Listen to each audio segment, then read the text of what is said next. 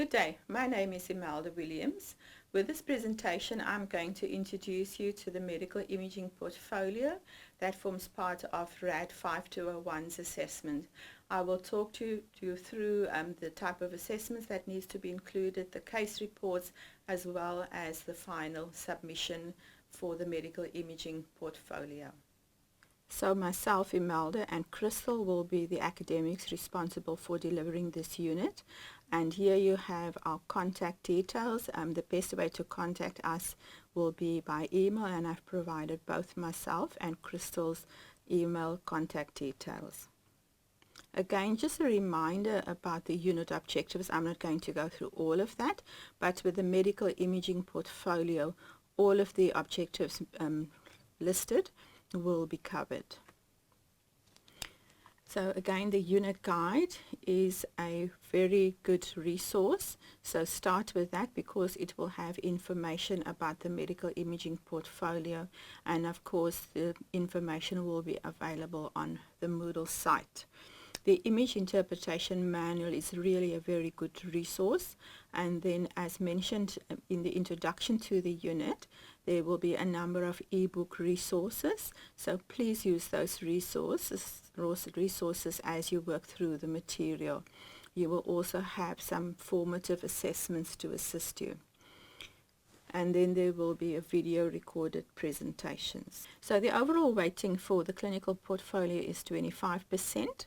There should be a minimum of 25 cases, and for the plain radiographs, this should cover a range of body regions. So we're covering here the upper and lower limbs, the pelvic and shoulder girdle, the chest and the cervical spine.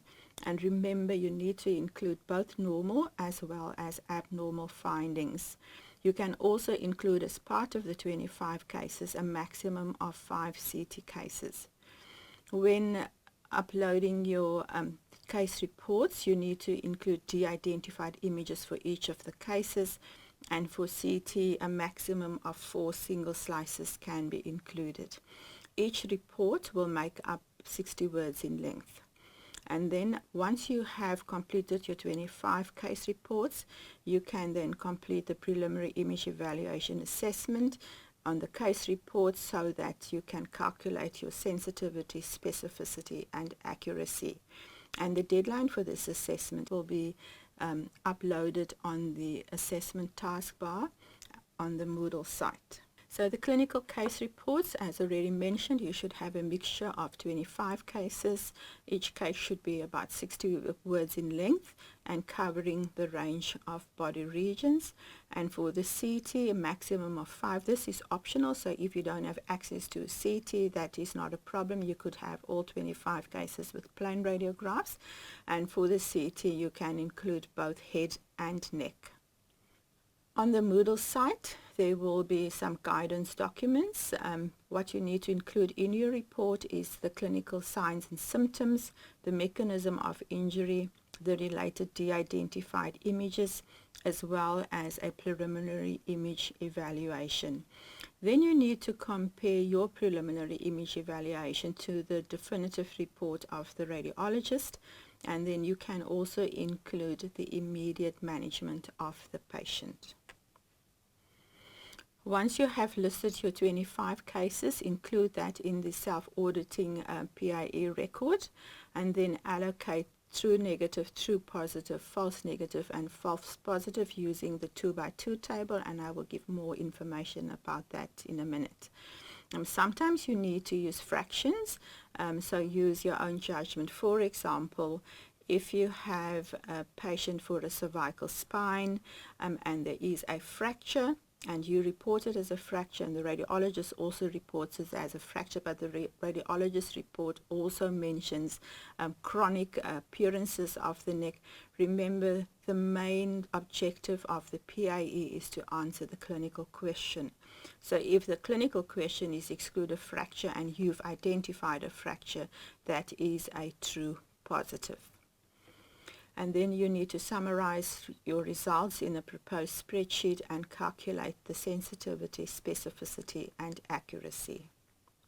I've put together a sample that you can use to capture all of your case reports. So for example, I've included here the C-spine, shoulder, wrist, pelvis, knee, and CT head and neck.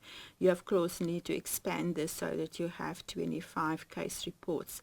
You then need to allocate whether it's a true positive, true negative, false positive, or false negative. So to work out the true positive, if you both agree, so if you agree with the radiologist that there is definitely an abnormality, that is a true positive. If you agree with the radiologist that this is a normal case, then that is a true negative. However, if you consider the appearance to be abnormal and the radiologist's report indicates that this is normal, then this is a false positive. And if you consider the appearance to be normal and the radiologist reports identified as an abnormality, this will be a false negative. And that is then how the 2x2 table should look. So you would then plot in all of your true positives, all of the false positives, false negatives, and true negatives. It is not always clear-cut that you are 100% sure that what you are seeing is an abnormality. Sometimes you might consider that it's probably or possibly abnormal, and that would still be a true positive. With a true negative, if you think that it's possibly normal, that will also be a true negative. When you identify that there is an abnormality and the radiologist says it's normal and you think it's probably abnormal or possibly abnormal, that will be a false positive. And if you identify that the image is definitely normal or possibly normal and the radiologist identify the abnormality, that is a false negative. So once you have completed the 2x2 table, you can now calculate the sensitivity, specificity, and accuracy, and I've given you the formula to work that out. I would also encourage you to write a brief reflection on your personal image interpretation abilities. So for example, if you have a high sensitivity but a low specificity, it means that you are overcalling on normal cases. So with sensitivity, it's important to try to keep it as close to 100% so that you can accurately identify abnormal cases, and you should have a few false negatives. And then with sensitivity, it's important to identify normal cases as accurately as you can, because if you don't, there is a high risk associated with treating the patient or sending the patient for additional imaging or other tests, which is unnecessary. So the accuracy is the ratio of the true positive plus the true negative results to the number of patients studied, and there is the formula to work out your accuracy rate. So in conclusion, it's important that you remember you need to have a range of clinical cases so that you cover all of the body regions with the plain radiographs, and as mentioned, you can also include 5 CT cases. There must be a range of normal as well as abnormal cases because you need to work out your sensitivity, specificity, and accuracy.